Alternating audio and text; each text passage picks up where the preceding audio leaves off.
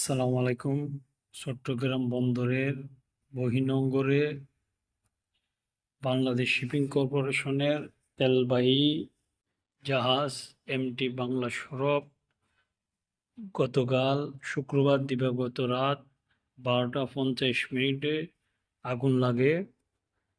ওই জাহাজে সর্বমোট লোক ছিলেন 48 জন।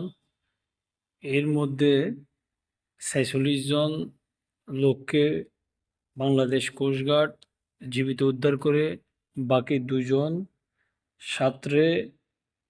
নিজেরাই সাঁতরে পাড়ে উঠে আসেন এবং এর মধ্যে একজন মৃত্যু নিশ্চিত করে।